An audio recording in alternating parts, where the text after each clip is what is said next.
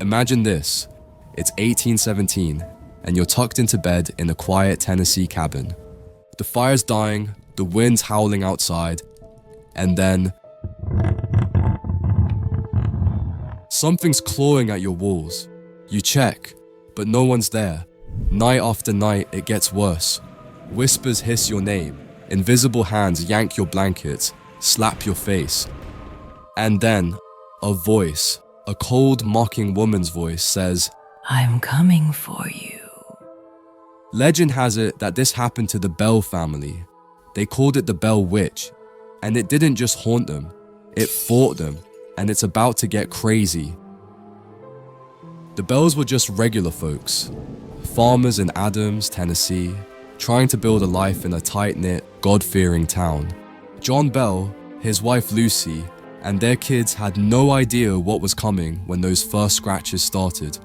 But this thing, whatever it was, didn't just make noises. It had a personality. It had a grudge. And soon, it wasn't just the Bells who noticed. Even a future president got tangled in its web.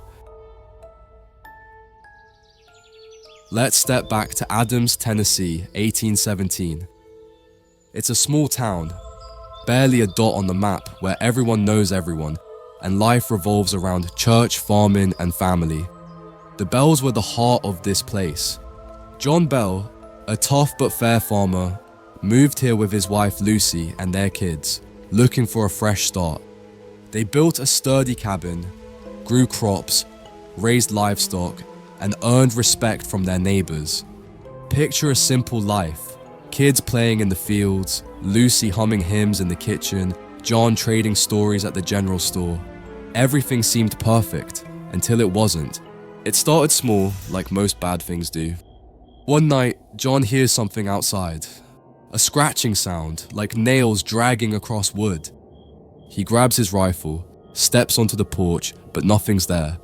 No animals, no tracks, just silence. The next night, it's back, louder, like something circling the house. The kids start noticing it too, knocks on the walls, footsteps in the attic when no one's up there. At first, the Bells think it's a prank, maybe local boys messing around. But then, it gets physical. Their youngest, Betsy, wakes up screaming as her hair's yanked by invisible hands. John's son, Joel, gets slapped so hard it leaves a red mark. The Bells try to keep this quiet. Small towns talk, you know. But soon, the whole community's whispering about their haunted cabin. And here's the kicker. This thing wasn't just making noises anymore. It was about to speak. So, the Bell family's nights are already a nightmare. Scratches, knocks, invisible slaps out of nowhere. They're scared, but they're tough, thinking maybe it'll stop. Imagine you're Betsy Bell, just 12 years old, curled up in bed. You hear a voice, sharp like a woman's, but cold as ice. "I'm here." It says right in your ear. No one's there. The voice laughs, mocks the family's prayers, even sings hymns in a twisted, off-key way like it's taunting them.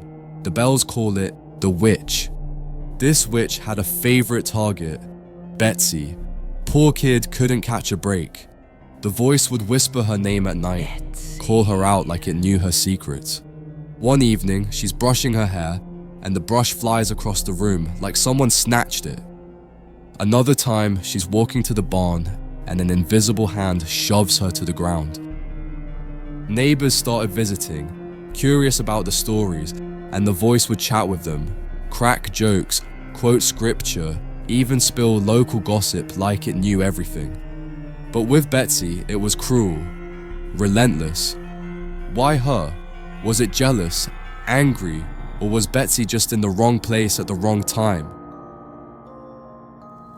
By 1819, the Bell family's haunting is the talk of Tennessee. Word spreads so far that a tough-as-nails war hero hears about it and decides to check it out.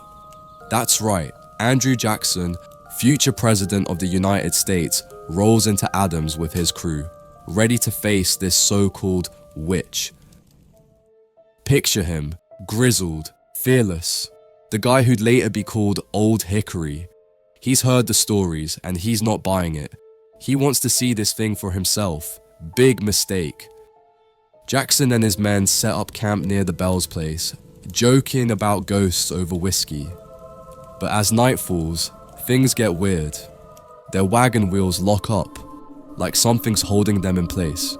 Horses start spooking, rearing for no reason. Then, that voice, the witch's voice, cuts through the dark. You think you're tough.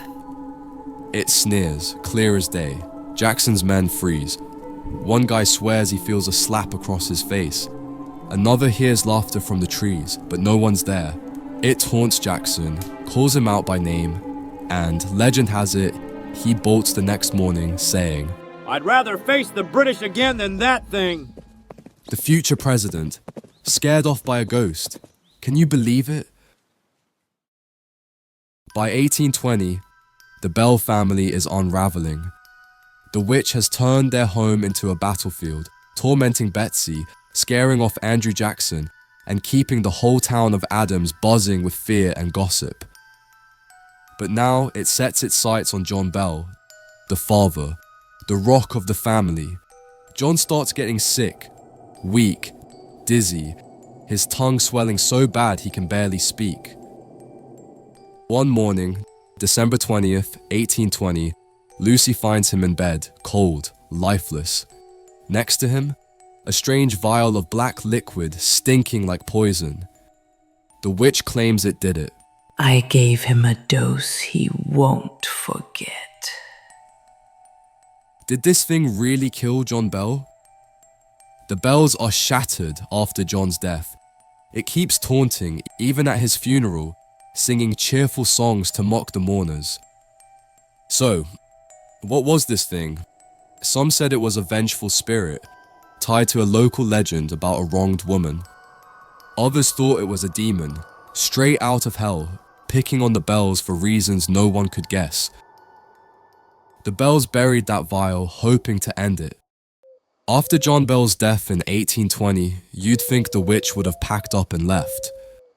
For a while, it kept tormenting Betsy, whispering her name, tugging her clothes, like it couldn't let her go. Then, in 1821, the voice made a chilling promise. I'll be back in 7 years. Sure enough, it returned, rattling the cabin and taunting Lucy Bell and her kids. But after that, it faded. The Bells tried to move on, but their story left scars. Betsy married and left town, carrying those nightmares with her.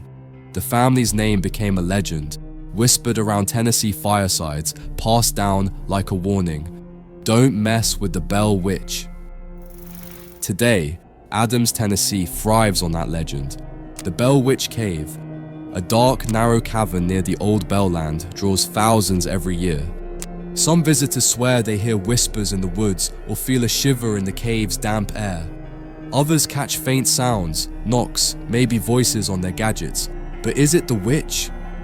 Whatever's true, the Bell Witch still pulls people to Adams, chasing answers that might never come. That's the Bell Witch, a story that's haunted Tennessee for centuries and still won't let go. Do you think something's really out there, or is it all in our heads? Drop your thoughts in the comments. If you loved unraveling this mystery, smash that like button and subscribe. See you in the next one.